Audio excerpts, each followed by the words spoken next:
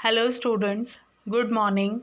Last lecture में हमने Charles town से जोहानिसबर्ग पाठ का अध्ययन किया था। इसके लेखक मोहनदास करमचंद गांधी हैं, जिनकी पुस्तक आत्मकथा है सत्य के प्रयोग। उसका यह एक छोटा सा अंश है। गांधी जी जब दक्षिण अफ्रीका में थे तो वहाँ पर किस प्रकार उनके साथ अमानुषीय व्यवहार हुआ था, उसका वर्णन इस अंश में है। गांधी जी ने बताया है कि चार्ल्स टाउन से जोहानिसबर्ग पहुंचने के लिए ट्रेन नहीं थी, एक घोड़ों की सिक्रम थी और बीच में एक रात स्टैंडस्टन में उन्हें रुकना पड़ता था। गांधी जी के पास सिक्रम का टिकट था, लेकिन एक दिन देर से पहुंचने के कारण उनका वह टिकट रद्द तो नहीं होना था। इसलिए अब्दुल्ला सेठ ने सिक्रम वाले के चार्ल्स टाउन के पते पर तार भी कर दिया था, लेकिन सिक्रम के मुखिया को तो बहाना खोजना था। उसने तो गांधी जी को निरा अजनबी ही समझ लिया था।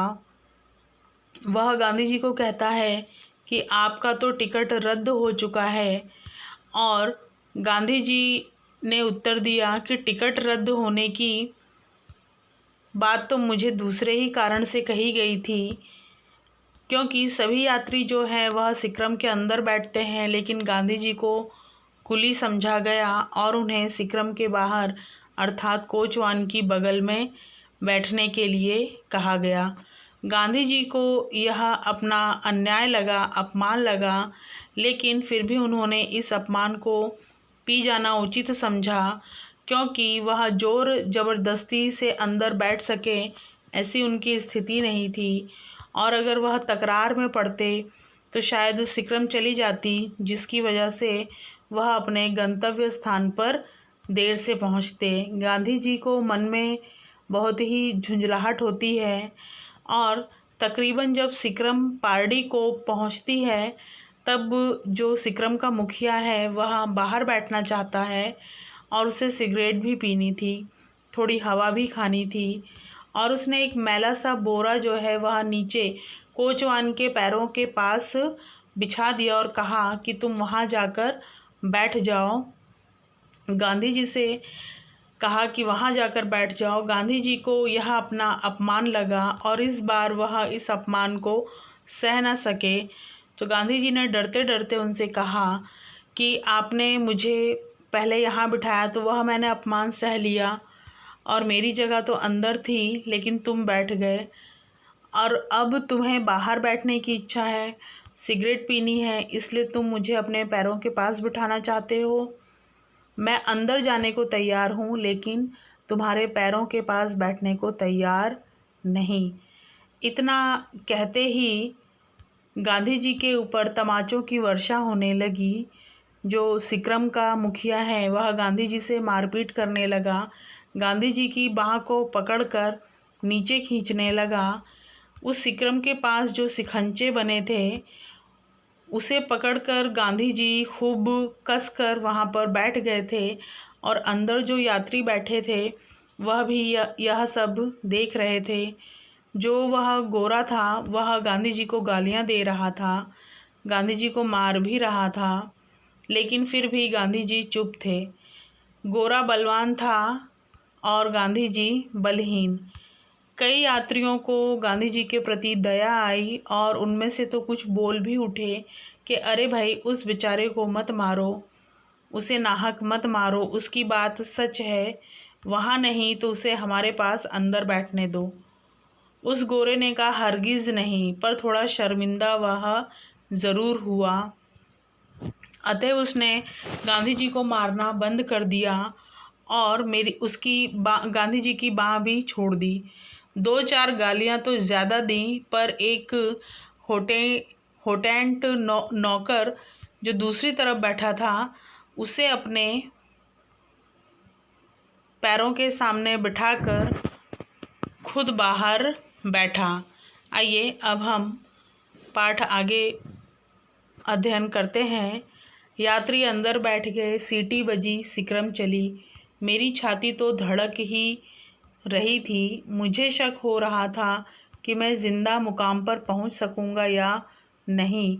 वह गोरा मेरी ओर बराबर घूरता रहा, उंगली दिखाकर बड़बड़ाता रहा, याद रख, स्टैंडर्स्टन पहुंचने दे, फिर तुझे मज़ा चखाऊंगा। मैं तो गूंगा ही बैठा रहा और भगवान से अपनी रक्षा के लिए प्रार्थना करता रहा। अब यहाँ पर देखिए, इसके बाद जो नौकर था उसने अपने पैरों के पास बिठाया और सीटी बजी, सिकरम चल पड़ी। गांधी जी को तो डर लग ही रहा था। उन्हें यह शक हो रहा था कि शायद वह जिंदा अपने मंजिल तक पहुंच पाएंगे या नहीं, क्योंकि सिकरम का जो मुखिया है वह बार बार गांधी जी को उंगली दिखाकर बड़बड़ा रहा था और घूर रहा था और धमकी दे रहा था कि याद रखो, तुम स्टैंडर्स्टन पहुंचोगे तब तुम्हें मज़ा चखाऊंगा। और गांधी जी जो है वह भगवान से अपने प्राणों की रक्षा के लिए प्रार्थना करते रहते हैं। रात हुई, स्टैंडर्स्टन पहुँचे। कई हिंदुस्तानी चेहरे दिखाई दिए। मुझे कुछ तसल्ली हुई।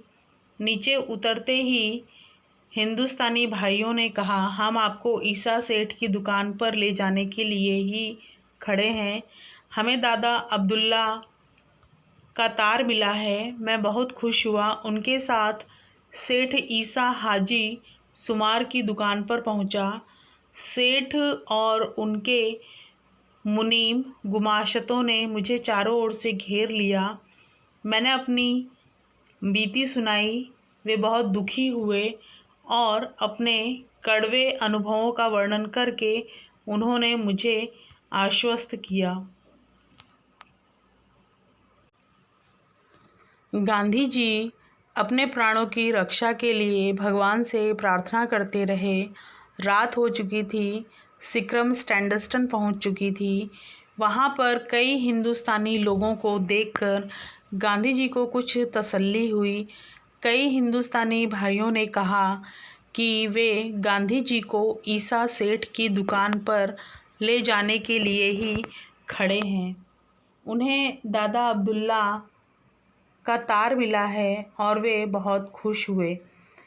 अब यहाँ पर गांधी जी को स्टैंडर्स्टन पहुँचते ही कई हिंदुस्तानी चेहरे और हिंदुस्तानी भाई मिलते हैं और वे उनसे कहते हैं कि वे गांधी जी को ईसा सेठ की दुकान पर ले जाने के लिए आए हैं, क्योंकि उन्हें दादा अब्दुल्ला का तार मिल चुका था। यह सुनते ही गांधी जी बहुत खुश होते हैं और उनके साथ वह सेठ ईसा हाजी सुमार की दुकान पर पहुंच जाते हैं। सेठ और उनके मुनीम गुमाशतों ने मुझे चारों ओर से घेर लिया। सेठ के वहां पहुंचते ही उनके जो मुनीम वगैरह थे और अन्य कर्मचारी थे, उन्होंने गांधी जी को चारों तरफ से घेर लिया और गांधी जी के साथ जो घटना हुई थी, गांधी जी ने अपनी उस घटना का वर्णन वहां पर बताया। यह सुनकर गांधी जी के साथ जो घटना हुई, यह सुनकर सभी ने दुख प्रकट किया और अपने साथ भी जो उनके साथ भी जो व्यवहार होता था, जो भेदभाव होता था, उसका कड़वा अनुभव भी उन्होंने वर्णन किया और यह सुनकर गांधी जी को कुछ आश्वासन मिला। गांधी जी ने सिकरम कंपनी के एजेंट को अपने साथ हुए व्यवहार की जानकारी देना चाहते थे। गांधी जी ने यह निश्चय किया कि गांधी जी के साथ जो सिकरम कंपनी के एजेंट को वह सिकरम कंपनी का जो मुखिया था उसने जो व्यवहार किया उसकी जानकारी दें।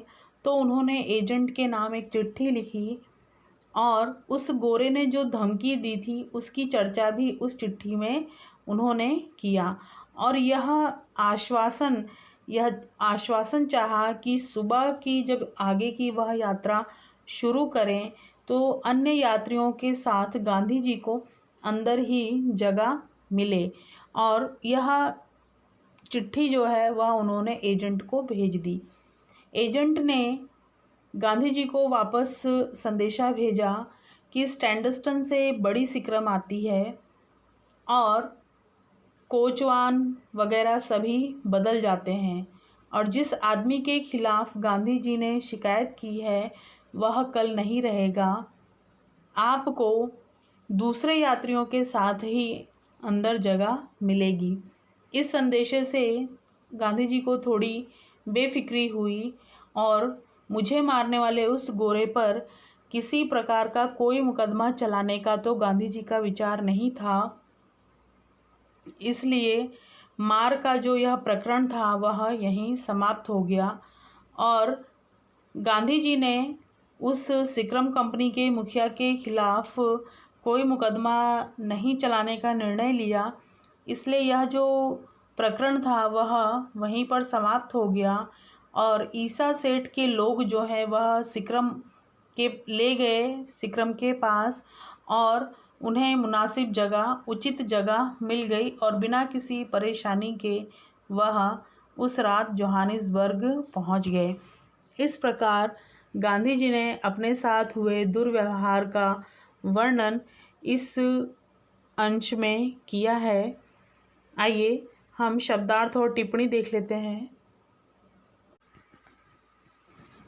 कोचवान, गाड़ीवान, गाड़ी चलाने वाला, शिकंजा पकड़ने का कड़ा, हैंडल, तसल्ली, राहत, शिकायत, फरियाद, बेफिक्री, लापरवाही, सिक्रम, घोड़ों से चलने वाली एक प्रकार की बग्घी, घोड़ा गाड़ी, निरा अजनबी, बिल्कुल अपरिचित, अनजान, नियत, इरादा, झुंझलाना, परेशान होना, बेचैन होना, बोरा, टाट की बनी अनाज भरने की थैली, नाहक, व्यर्थ, बेवजह, तसल्ली, राहत, होटेटांट नौकर। होटेटांट दक्षिण अफ्रीका की एक भाषा है।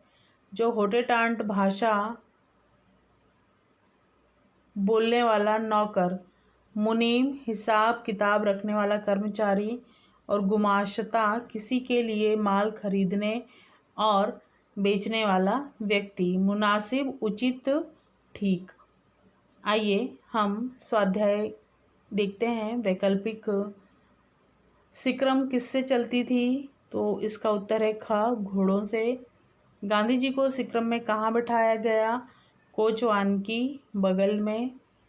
गोरा मुखिया बाहर निकलकर क्या करना चाहता था? सिगरेट पीना चाहता था। गांधी जी भगवान से क्या प्रार्थना करते रहे?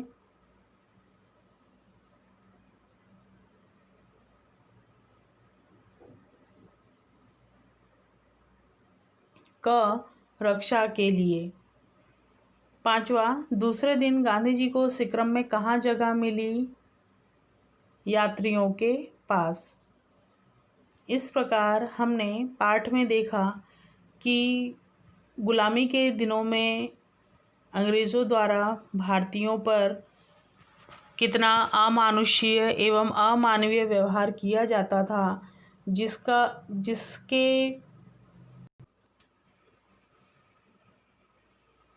जिसका सामना गांधी जी को भी करना पड़ा था और उनके साथ जो अमानुषीय व्यवहार हुआ और मुखिया ने किस प्रकार उन्हें मारा, पीटा, घसीटा, गालियां दी, जो अनुचित था। और गांधी जी ने भी अपने जो एक निडरता थी कि उन्होंने एक बार तो अपमान सहा, लेकिन दूसरी बार वह कोचवान या उस मुखिया के पैरों के पास बैठने के लिए तैयार नहीं हुए और उसके लिए उन्होंने मना कर दिया। तो यहाँ पर भी गांधी जी का जो दृढ़ निश्चय है वह हमें दिखाई देता है। तो इसी के साथ पाठ हमारा समाप्त होता है। मैं आशा करती हूँ आप सभी को पाठ बहुत अच्छे से समझ में आया होगा। धन्यवाद।